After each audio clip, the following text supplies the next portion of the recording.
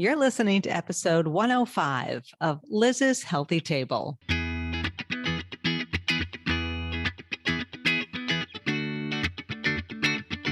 Looking for a healthy new way to feed your family without the hassle and hype? Welcome to Liz's Healthy Table, where your host, registered dietitian nutritionist Liz Weiss, serves up fresh and flavorful recipes with a tasty side of science, good nutrition, and fun. Are you and your family ready for some wholesome food that tastes great too? Don't change that dial. Your food adventure starts here. Welcome to the podcast, everyone. On this week's show, it is September, which means it's National Fruits and Vegetables Month. Well, technically National Fruits and Veggies Month. And wait for it. The UN General Assembly has also designated 2021 as the International Year of Fruits and Vegetables. So on today's show, I'll be giving you fresh new ideas for adding more produce to your family's table all year long. My guest today is Andrea Mathis, and she'll be joining me with fruit and veggie inspiration for every season. And wait till you hear about her mini stuffed pumpkins recipe. Super cute, really fun. Andrea is an Alabama-based registered dietitian nutritionist and owner of two blogs, not one, but two, Beautiful Eats and Things and Little Eats and Things. She's a mom of two little boys and author of the Complete Book of Smoothies. Her recipes are gorgeous. Yes, they are beautiful. You know, we eat with our eyes, so you're going to love her recipes. They bring fruits and veggies to the center of the plate in an easy and delicious way. So we have lots of fun new seasonal recipes and cooking techniques to share. And like with all of my podcasts, I will put links to everything in the show notes from this episode. So I am a fruit and vegetable ambassador in action for the Produce for Better Health Foundation. I guess you could say that I'm plant passionate. And so the partnership is really a match made in heaven. Their motto is have a plant. So that's what I'll aim to do today with Andrea right by my side. Did you know that eating fruits and veggies makes us happy? Imagine that. Something so simple, right? Fruits and veggies bring good health to our bodies and happiness to our lives. So I like to think of it as a win-win. But, you know, most people just don't eat enough fruits and vegetables. And that means, you know, they're missing out on important nutrients, fiber, vitamins, minerals. And also, according to the Produce for Better Health Foundation, most people eat fruits and veggies only once a day or not at all. I can't imagine that, but it's true. You know, the goal is 1 to 2 cups of fruit a day and then 1 to 3 cups of veggies a day, just depending on your age and your activity level and your gender. And it's easier to get them into your diet, as we will show you today. So, you know, we're going to change those statistics. That is a promise. Before we get started, just a few friendly reminders. If you love the show, tell a friend about it or post a review on Apple Podcasts, Stitcher Radio, or wherever you get your podcasts. Follow me over on lizshealthytable.com and be sure to check out the show notes from today's show for all of the recipes and the resources that we talk about. And of course, you can follow me on Instagram at Liz Weiss. Okay, now I am so excited to welcome Andrea Mathis to the podcast. Welcome, Andrea. Hi, thank you so much for having me. I'm so excited to be here today. And you're very patient to sit through that very long introduction. Oh, it was no problem. I love listening to it. Okay, so why don't we just start by giving you a chance? I'm going to give you the podium. Tell everybody a little bit about yourself. I said you live in Alabama, so where do you live, your family, and your blogs? We want to hear about them. Sure. Okay. So an Alabama-based registered dietitian, been here all my life, born and raised, so true Southern girl. I have 2 boys, ages 6 and 4. They keep me so busy, super busy. And yes, and I have the 2 blogs, Beautiful Eats and Things and Little Eats and Things. And I just love creating recipes that are simple, you know, practical for anyone to make, but also are a little bit healthier, you know, just some healthier alternatives, you know, and that's kind of been my passion. I love to cook. So it started out when I was younger. And so my blog just kind of helped me to live out that passion and to, you know, kind of share my recipes with everyone. Did you grow up cooking with your mom or your grandmother or grandparent? I did. I did. I was like, I have two older sisters, and so I'm the youngest, and I would always be up with my mom, like for Thanksgiving, cooking, helping her cook the Thanksgiving meal. I was always in the kitchen with my grandmother, just helping her cook. So, yes, it's something that I started very early in age. But we have a lot in common then. So I come from a family of three girls. I am the pickle in the middle, but I was always the one to hang out with my mom in the kitchen. My two sisters were so picky. They just ate nothing. And well, they ate Jello, but I never ate Jello. No disrespect to Jello, but it was not my thing. But, I grew up in New York, kind of like a world away from Alabama, but Alabama's so cool. And you're in Birmingham, right? Yes. Yeah, that's cool. That's a cool town. I like Birmingham. I've been there a bunch of times. You have also, in between, your amazing, beautiful blog, you also have written a cookbook all about smoothies. Tell us a little bit about that cookbook. Yes, the Complete Book of Smoothies. It has so many different recipes, over 100 smoothie recipes. And they all serve a purpose. So, like if you're looking for, trying to maybe make your skin a little bit smoother, or if you're wanting extra protein or, something like that to increase your fiber, there's a smoothie in that book for everything. And there's also a complete chapter like for kids smoothies. If you're wanting to maybe increase the veggie intake with your kids, there's a whole entire chapter dedicated to that. So it's a really great book. That's very helpful. I will take the wrinkle reducing smoothies. And if you can promise me better skin, I will buy 1,000 copies immediately. So when we hear the word healthy, like when I hear that word, I always think fruits and vegetables, right? And as I said, it's National Fruits and Veggies Month. It's the International Year of Fruits and Vegetables. Very exciting. But, a lot of people do struggle to get fruits and veggies onto the table. You're a mom of two little kids. My kids have grown. I've been in the trenches. But what is for other parents or grandparents listening, like what's your number one tip for getting picky eaters, let's say, if you have a picky eater at home, to try new fruits and veggies, to even take that bite? Give us your best tip. Well, I love to pair them with something familiar. Like my kids, they're willing to try something if I pair it with something that they would normally eat.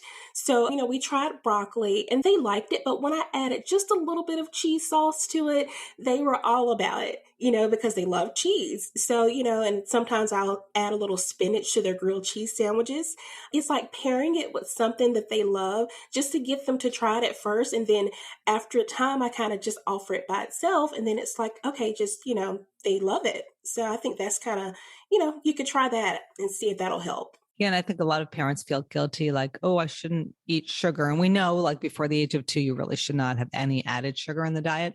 But I remember years ago, the Academy of Pediatrics came out with this recommendation. And they said, if you're going to give your kids something like oatmeal, you can add a tiny little pinch of brown sugar to it or a little maple syrup, just sweeten it up just a wee bit. And if that gets your child to eat that big bowl of whole grain oats, then that's okay. Take a little pressure off of us, right? And, speaking of pressure, the other pressure I think a lot of parents feel is you must eat fresh fruits and vegetables. They have to be local. They have to be from the farmer's market, which of course is great. Like I'm a huge fan. I've got baby bok choy in my refrigerator right now that I got at the farmer's market. I cannot wait to cook it. But we know that frozen counts. We know that canned is okay. We know that dried is okay. We know that 100% juice is okay. As a dietitian, why is it so important that we really convey this message that all forms, fruits and veggies, count? I think it's important because we want people to know that, no matter, I guess, your current situation or, your budget, there are fruits and veggies available, for every household. And like if you get stuck in just trying to get fruits and veggies from a farmer's market or, these organic fruits and veggies, you may not have, I guess, I know for me, I don't always have, the money to buy all of that. So sometimes I do go for canned or for frozen because it's just better for me and my household. And it's a way that I give my family great fruits and veggies, just, more economical. So, and it also depends on maybe your storage. I know for me, like my freezer is always full. I need to clean it out. So I opt for more canned fruits and veggies to keep in my pantry. So I guess it just depends on the household. It depends on everyone, but I don't want people to get stuck in, you only have to get those fresh fruits and veggies from your local farmer's market. There are plenty of options available. Yeah. And the frozen, I remember years ago going on this wild blueberry tour. It was up in Maine. I don't know if you've ever done that. It's like they need to invite you. I don't know if they're doing it now with the whole COVID thing, but I went on the first one they did for dietitians, and we went up to Bar Harbor, Maine, and we toured all these wild blueberry barrens. But the coolest thing, besides we got to harvest these wild blueberries, was we got to go over to the processing plant down the road where they would take these wild blueberries and clean them and sort them, get all the grit off, wash them, and then flash freeze them. And then you can buy frozen wild blueberries. You can really never get them fresh. They don't last that long. They're so delicate. And think about this. It was like a mile down the road. They were so nutritious. They locked in all that good nutrition. Yeah, and it's so convenient. It is. And I bet in smoothies too, right? Like this is why your freezer is full, right? I bet you make a lot of smoothies. Lots of smoothie packs in there, actually. Oh, tell everybody, what's a smoothie pack? Like when I prep my ingredients beforehand, like I'll get some spinach, maybe some sliced bananas, avocado, just, those, I'll put the ingredients in a freezer safe bag, and then I'll stick it in the freezer so that when I'm ready for a smoothie, I can just grab the bag and pop it into the blender, and that's it. So I do that a lot because it's so easy, and, it's just like a really quick and convenient breakfast for me sometimes. Right. And you said you pop the bag into the blender. Obviously, you remove the contents first. We must clarify these things, No, I'm teasing you. So you've got like the contents of smoothies. And I personally love a really cold smoothie. So just having that already prepped in the freezer is such a convenient thing, right? Just label them so you don't find them 7 years later and they're full of freezer burn, which is something I would do. So I thought it would be fun for this podcast to kind of go back and forth and hit up the different seasons, winter, spring, summer, fall, and just maybe give two of our favorite, fruits, veggies from that season. So I kind of handpicked some of my favorites ahead of time. So let's go back and forth, starting with winter, and then just talk about some ideas, right? So I would love to we'll start with winter, even though it's still technically summer, but Brussels sprouts. I love Brussels sprouts. And so, what I do with Brussels sprouts, and tell me if you've done this, Andrea, I will take Brussels sprouts and I'll just trim them, take any icky leaves off, just cut the little stem off. And then I'll slice the Brussels sprouts in half lengthwise. And then I'll cut them into thin, almost half moons, if you will. And just, using, if anybody's watching this on Zoom, you'll see like when you're using a knife, your hand needs to be like a claw. You want to get your fingers like protected, hold those little Brussels sprouts, and then just give them a little thin slice, right? And I take these really pretty thin slices of Brussels sprouts and I include them in salads. So for winter, I might do a salad with arugula, sliced or diced apple, tart red apple, or I might do some nuts in there, maybe a little Parmesan. I might make a homemade vinaigrette, maybe with shallots, a little garlic.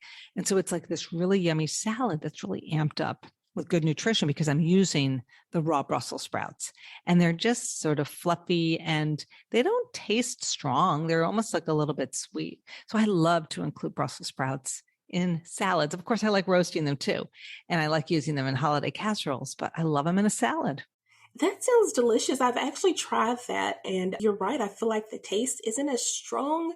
I don't know, like it's a really great way to cook those Brussels sprouts. I know that I love to roast them. Like I'll add maybe a little Parmesan, some olive oil, some garlic, and I love to roast them in the oven. And another thing that I love to do with Brussels sprouts is to maybe add them to my casseroles. It's a great way, especially like if it's a cheesy casserole, maybe to kind of add some cheese in there, maybe another veggie, just kind of mix it up, bake it together, and it's really, really good.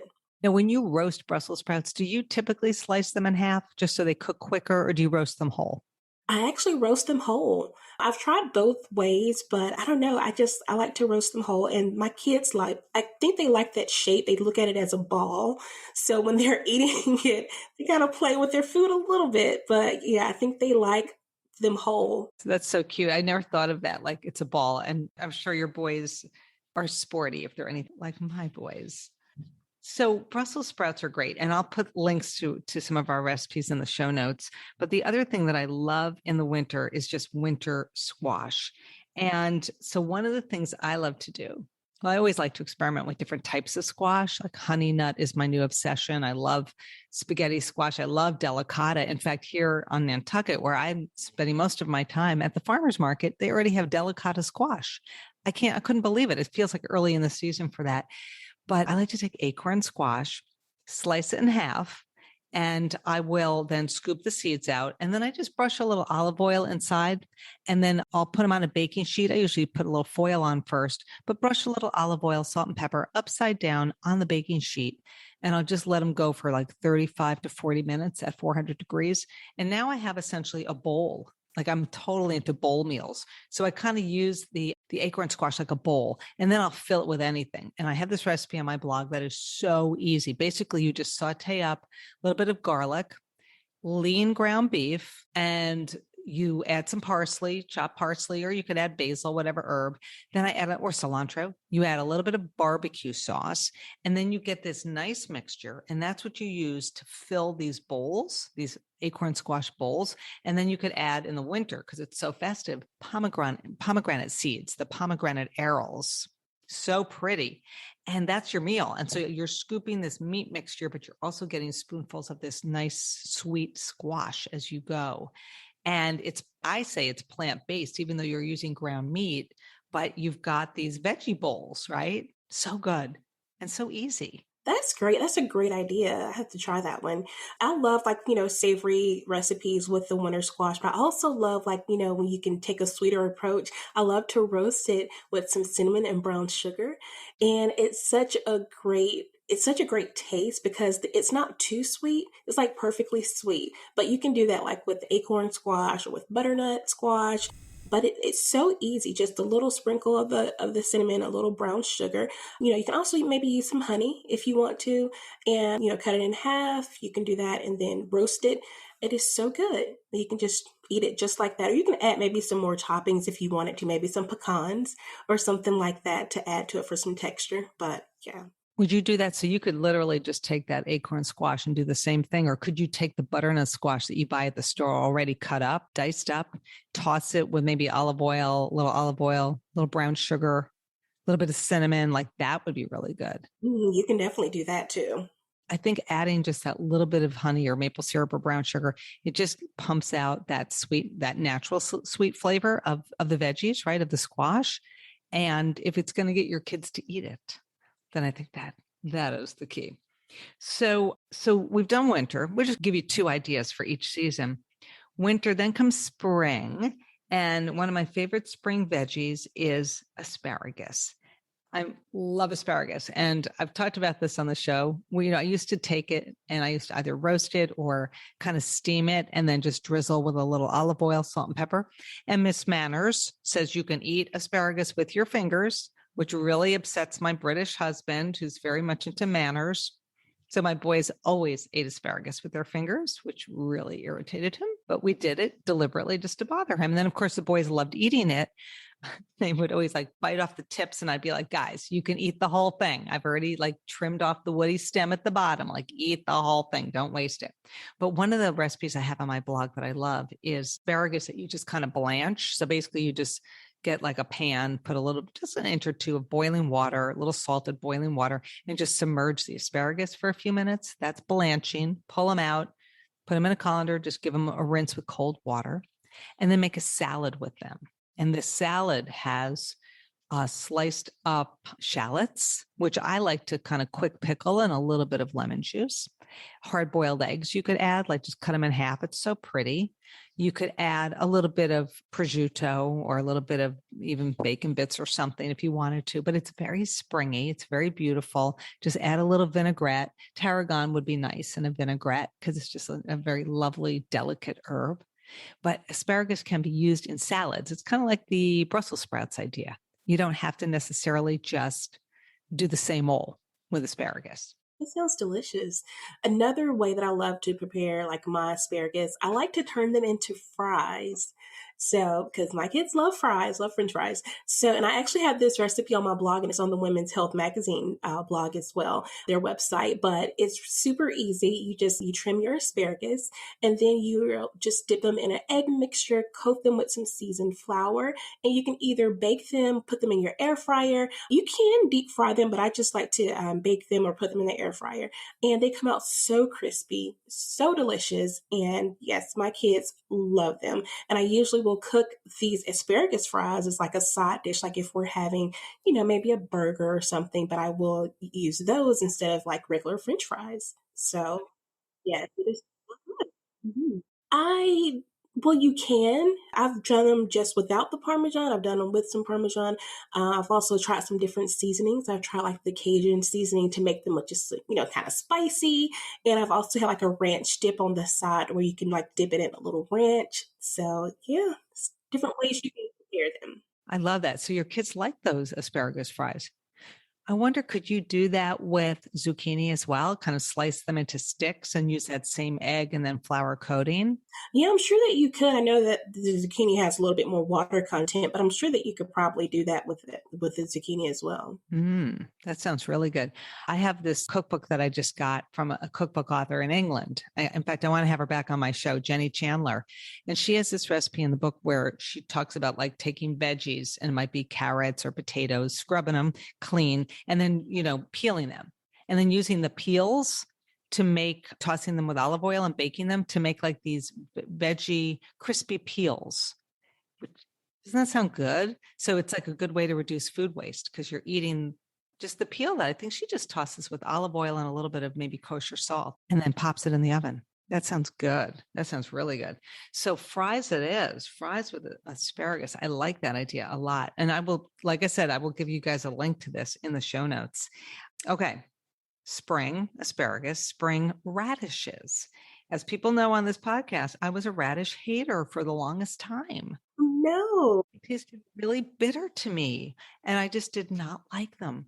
So I started buying radishes and roasting them, and I adore them. And it's so simple because you literally just take your your radishes, kind of scrub them clean, trim them, slice them in half lengthwise, and then toss them or into quarters if they're big. And then just toss with this, my favorite olive oil. Last week's episode, by the way, was all about olive oil. So if folks have not listened to episode 104, be sure to tune in. But toss with olive oil and a little bit of salt and a little bit of pepper and maybe some chopped fresh thyme or rosemary. And then put that in a 425 oven and just let it go for like 15 to 18 minutes. And these radishes get caramelized and a little crispy and juicy almost inside. You don't want to take them out of the oven and pop them right in your mouth because they're really hot. Let them cool a little bit, but roasted radishes, to me, it's like eating candy. Oh, wow. So good. You have to try that. You have to try it. Delish. What do you got for radishes for us? Radishes, let's see, like I love to saute my radishes. Like I like to pair it maybe with some onions, some garlic, just to add some extra flavor. And when I cook them that way, to me, they taste like potatoes, almost like not really so much the texture. I don't know, like it just maybe because it's paired with the onions, with the garlic, but almost like, I don't know, it picks up that taste almost, in my opinion. And I love to cook it that way. And sometimes I may even pair it with a little bacon, especially if I'm making like a brunch recipe or something for breakfast, maybe putting it in a hash or something. But yeah, I love to prepare them this way. Now, do you slice them first? Yes, I'll slice them first. So slice them into little thin rounds? Yes. This is very French. I took a cooking class out here with this chef on the island, and he did something similar. He used a ton of butter because he's a chef, but I believe that that's like a very French technique. And I had never had sauteed radishes before. Yes, they are delicious. And yeah, and like you just add a little olive oil to the pan, and yes, it's very delicious. So just let them kind of soften up a little bit with the onion and the garlic. Yes. See, who knew? Who knew these things? So many, and of course you can slice them and add them to salads as well. Or you could do what the French do, and they do the French breakfast radishes, and they slice them in half, and then they add a dollop of butter and a little bit of salt, and they just eat them as like a little appetizer. That's very French. Oh, wow. Sounds fancy. It's very fancy. And you'd be surprised. Your kids would probably like that. I mean, I'm not like a huge butter person, but a little bit of butter here and there is absolutely fine. So spring is great because spring, like everything's growing and it's just like I love springtime. Green beans and peas and beets, come into season in the spring and I love them. And then I eat them all through the summer. But in the summer, really, I'd say it's like all about the corn on the cob. And I had some really good corn on the cob this summer. So, the way I cook corn is that, of course, I, shuck it first. And then I bring a big pot of water to a boil, a little bit of salt. I submerge the cobs. I let it come back to a boil. And then I turn the heat off. And I just put the cover on and I let it sit there like 10 minutes. And then I just take them out, put them in a colander and just let them kind of cool off a little bit. And that's all I do. No more than 10 minutes and not in boiling water. It's just water. I'm wondering if I can't even remember you guys now, if I actually bring the water back to a boil. I think I just add the corn to the boiling water, turn the heat off and just let it hang out. And that's it. And then with that corn, personally, I mean, obviously what kid does not love a little butter on a corn on the cob with a little bit of salt, maybe even a little bit of pepper, and then just eating it. But I like to just remove the kernels, and then I have these sweet, yummy kernels, and then I can add them to a number of things. And I like to add them to chicken salad. So if you're making chicken salad, like you talked about familiar foods, right? If you're making chicken salad, amp it up a little bit in terms of the good nutrition and add some of those corn kernels to it.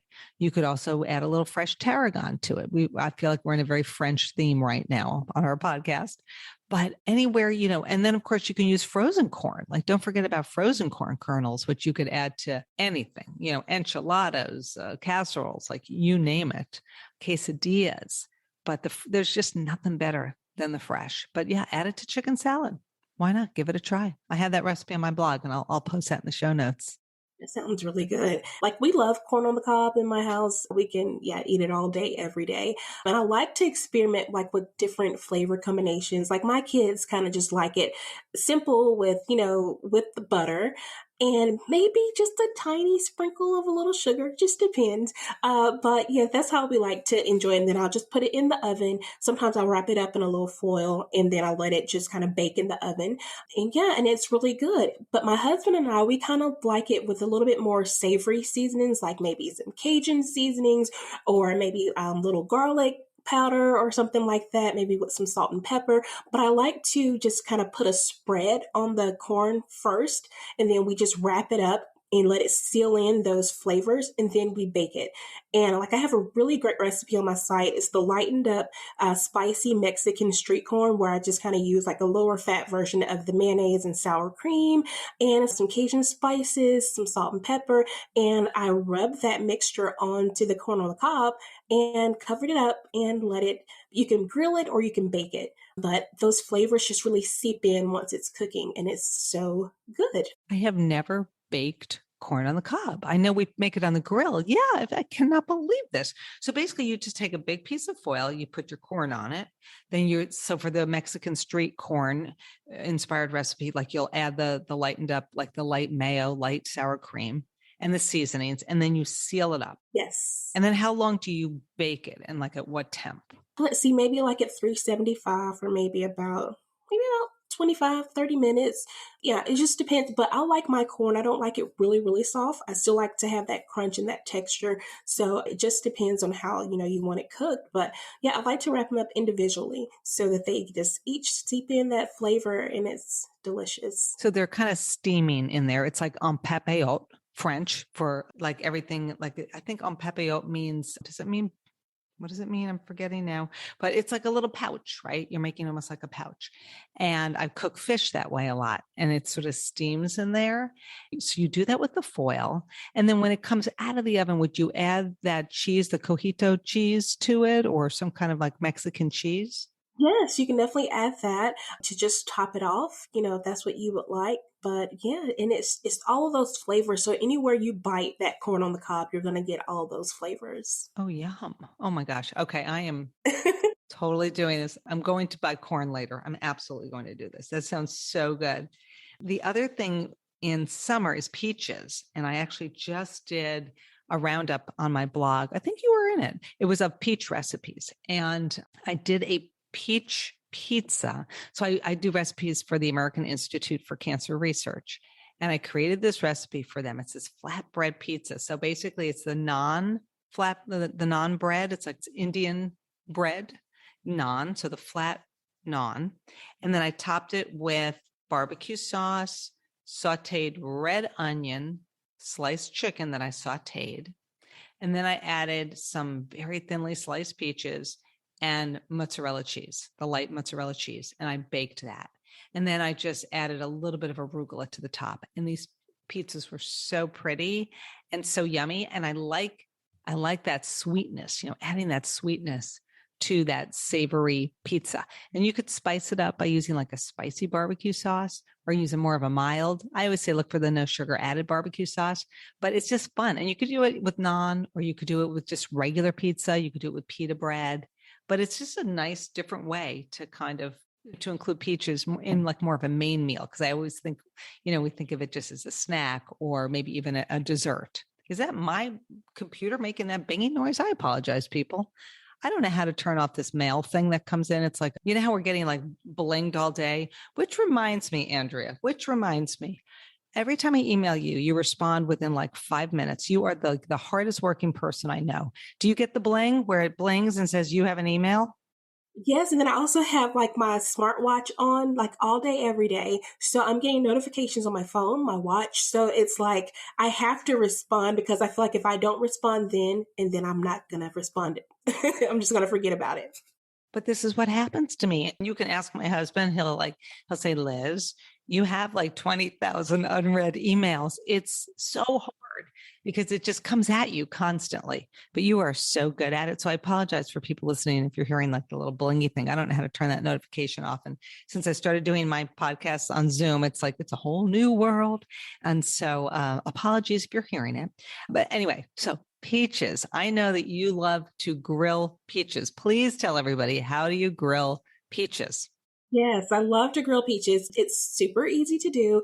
I just slice the peaches in half, and I like to, use a little spice blend. I mean, you can use, maybe just a little cinnamon, maybe a little sugar if you want to, but I love to use like a combination of like nutmeg, some cinnamon, just kind of all of those nice spices. And I sprinkle that on top on each half. And then, you can just put it on your grill face down and, let them get those nice grill marks. And it is so delicious. And sometimes like I'll top it with a little whipped cream and you almost taste like a peach pie a little bit, so if you're craving that, you don't want to make a whole peach pie, you can make this and it's so good. So, wow, instead of the peach pie, just having that grilled, that sounds so good. So you're topping with a little bit of whipped cream. You could top with Greek yogurt if you wanted to as well. Maybe some chopped nuts. I mean, you could almost make like a little sundae out of it or something. You sure could. And it's so good. That sounds so good. Could you do it with other stone fruits? So like, let's say plums or nectarines. I'm sure that you could. I haven't tried that yet, but I'm sure that it would taste just as great. I've seen people do it with like a half of a pineapple, literally cutting a pineapple in half. Oh, you could do it with avocados. You could grill avocados, you guys, cut side down, and then you take it off the grill and it's got the grill marks. It's kind of warmed up. And then you could scoop it out and just eat it that way. That would be so good. Yum, yum, yum, yum. All right. So peaches it is. And we have one more season, Andrea, fall, which we are fast approaching. And fall, of course, is when we start seeing our winter squashes. So, the seasons merge and blend. Let's be real. But kale, we got to talk about kale. I adore it. I have a recipe. I have a free handout, you guys. It's called Virtual Cooking School Recipes. And anytime I do cooking classes with people, like groups of usually adults, I have these sort of go-to recipes that I love. And this kale salad is one of them. So I just get, because I love convenience, I get like the box, the plastic clamshell box of the baby kale. And I'll just grab a few handfuls of that and chop it up because it's so easy. I don't have to.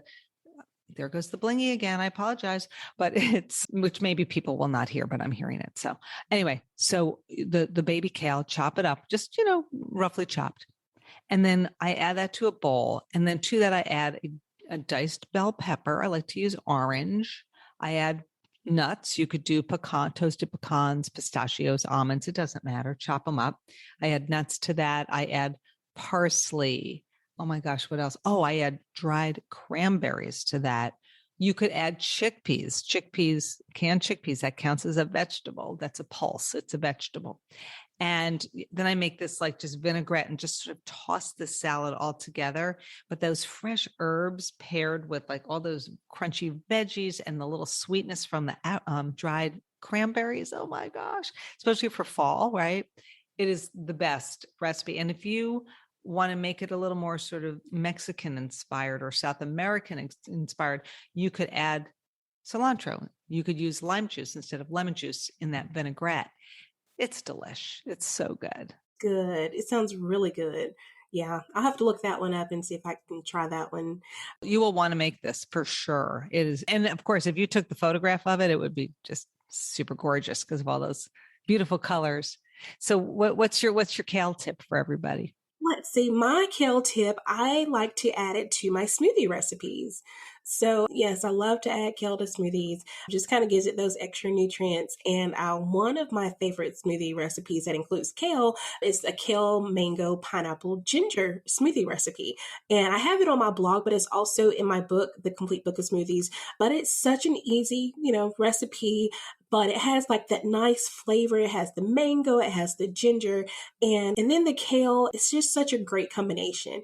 And I feel like, it blends well. So I'm not really like crunching on the smoothie because some people like that texture, but I like mine a little bit really smooth. So it's not like it's like you're crunching on it. It's still a very smooth texture. I'm with you on smooth smoothies. If it's a smoothie, there can be no lumps. And when my boys were younger, I would literally strain the smoothies because I knew the lump was the deal breaker. And I wanted them to, and I made so many smoothies for these boys when they were growing up because it would just be like, oh yeah, I just got like a serving of fruits and veggies into their tummies. And I felt so good about that. It made me happy. It made them happy because it tasted so good. Always when they got home from school, I would typically make a smoothie because they were starving and thirsty. Strike while the iron is hot, like when they're hungry. I have seen people put cauliflower in smoothies. Have you done this yet? Yes, I have. And you would be surprised. Like, I can't even, maybe it just depends on what you blend it with, but I can't even taste the cauliflower once it's blended with all those other flavors. And I like to use frozen cauliflower sometimes in my smoothie. Yeah, it's really good. What does it impart? Does it give it thickness? Obviously, it gives it nutrition. It's a cruciferous vegetable. It's a cancer fighter. But what is it about the cauliflower that you like? It gives it some thickness and can make it a little bit creamy. I know a lot of times people don't always want to add a banana or maybe want to add that avocado. So it can give you that smoother texture and it makes it a little bit creamy. Yeah, it's just such a great addition to a smoothie. And here I've been poo-pooing it the whole time. It's like I can't wrap my head around it. Yeah, a lot of my dessert recipes, because I have a section that has dessert smoothie recipes in the book, and a lot of those smoothies contain cauliflower because of that texture. Because of the creaminess. Wow. So give me an example, say from your book, of a dessert cauliflower recipe. Let's see, I want to say, let me see. I'm thinking, because I have so many, and because I have a key lime pie smoothie. And I want to say that one has cauliflower in it. So it's like some lime juice, cauliflower. That one might have some spinach to give it the green color, add some dates to it, maybe, a little cinnamon. But I'm just going off the top of my head, but I'm thinking. Right, because you have a lot of recipes in there. Yeah. But yeah, it adds that really creamy texture. Because some smoothies, you don't always want that banana or that avocado, in it. So yeah. Right. Or even the dairy. If some people want like a non-dairy experience, then the cauliflower. I will have to check that out. I love all of our ideas. Well, we have one more food because I kind of transgressed there with the cauliflower. But our last food for fall, of course, is pumpkin. And I did tease your recipe at the top for your stuffed pumpkins, but I'll just start off with the fact that I love canned pumpkin. And canned pumpkin to me is like so versatile. And it's the pure pumpkin, not the pie pumpkin, but it's just like one ingredient, it's pumpkin. And I love to add it to muffins and quick breads, pancakes, smoothies.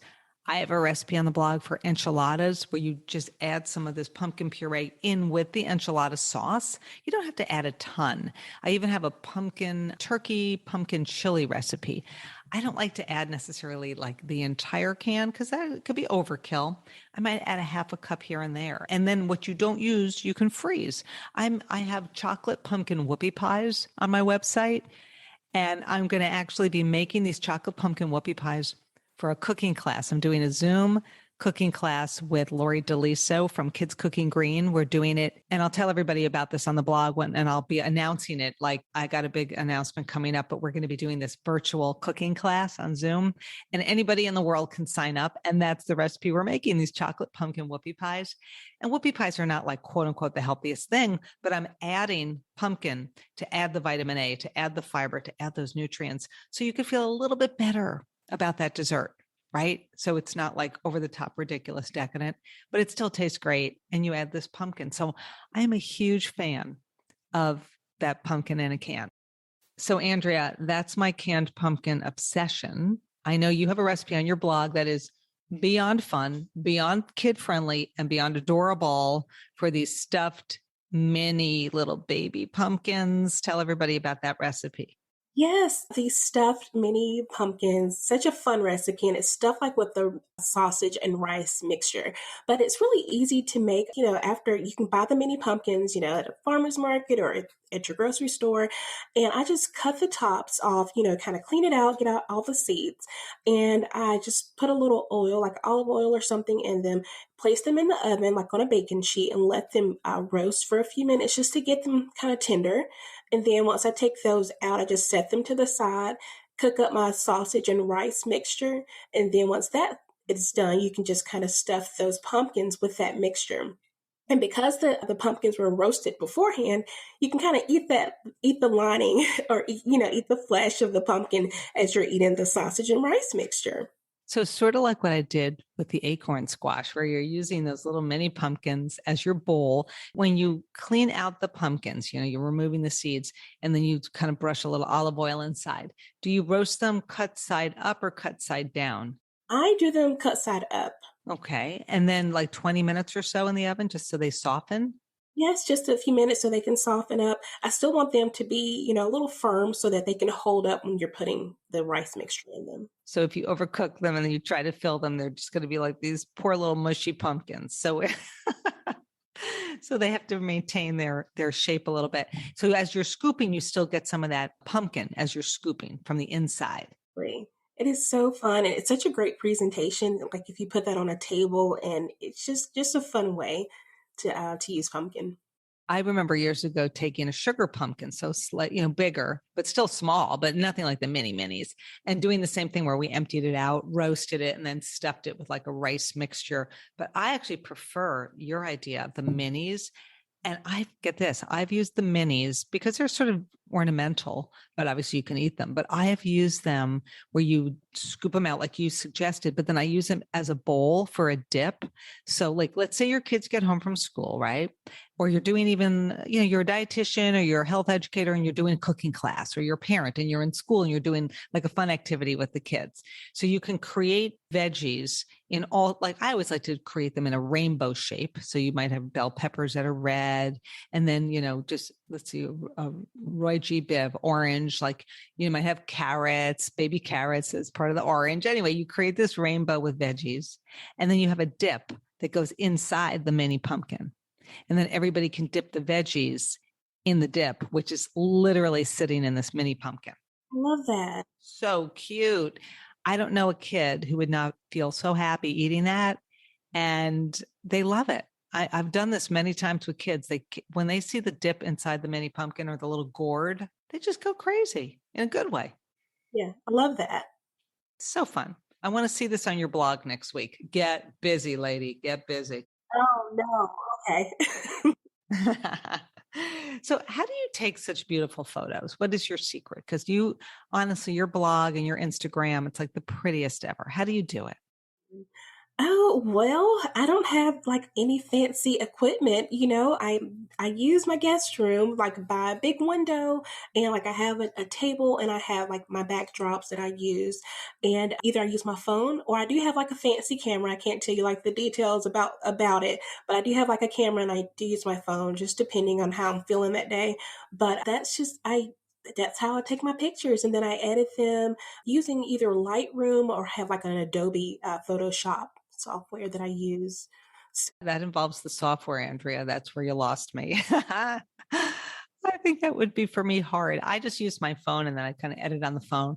Your photos are gorgeous, and they really prove that, good nutrition can be beautiful and very flavorful. I hope we've given people lots of ideas today, because I know I've gotten lots of ideas. I think I'm going to try your corn technique in the oven. Totally. That's totally going to do that. I might even do that tonight. Yeah. Because you're obviously a master at hollowing out those little baby pumpkins. And then you could do any sort of dip, like a Greek yogurt dip or a hummus would be really nice in there. And then the boys come home from school and they each have their cute little pumpkin and then a bunch of veggies for dipping. Hello. How cute is that? We would love to have something that they don't have to share. I know that's awful, but if they have their own individual mini pumpkin dip, they would love it.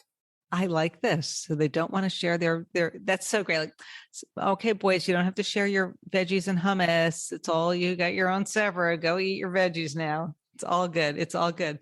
Where can people find you online and on social media? Sure. Let's see. You can go to my website, beautifuleatsandthings.com. I'm on Facebook, Instagram under Beautiful Eats and Things. Also with Little Eats and Things. I'm on Instagram, Facebook as Little Eats and Things. Twitter, the name is a little bit different. It's Beautiful ENT on Twitter. And then for Pinterest, it's BE and Things on Pinterest. And then for Little Eats, it is, it's Little E and Thing for Twitter. Oh my God, my head is spinning. It's the same on Pinterest. I know it's so many different ones that I have to keep up with. And then I'm also on TikTok, and it's Beautiful Eats and Things on TikTok. So that's the one platform I never got on, was TikTok, but I'm thinking, oh gosh, maybe I need to do it. And I will put all of your handles in the show notes. And obviously on the Little Eats and Things, that's more like your kid platform, right? And you do crafts, like you don't just do food, you do other things, right? Yeah, it's like crafts, birthday ideas. It's maybe some nutrition tips for parents. It's so much information on there. And I also have printables. So like as the holiday seasons come up, like you can even go there to print out some worksheets for your kids, or maybe like some printables like for Mother's Day gifts, Father's Day gifts. Yeah, I have activity sets on there. A lot of stuff. Well, I love that. I love that. Well, I hope everybody checks you out, because I love your content and I love all your ideas. And I cannot thank you enough for hopping into the podcast today and sharing all your fruit and veggie inspiration with all of us. Of course. Thank you so much for having me today. Fantastic. Well, I hope everybody got as many ideas as I got. And I hope you're all going to strive to eat more fruits and veggies, add more to your table, bring more happiness to your family, just with fruits and veggies when they're pretty, when they taste great. Like who can complain, right? So thank you for joining us, everybody. If you need ideas, head on over to lizshealthytable.com. The show notes, obviously, from today's show will be packed with lots of links to all of these recipes. If you love the show, post a review on iTunes, Apple Podcasts, Stitcher Radio, wherever you get your podcasts. And as always, thanks for listening to Liz's Healthy Table.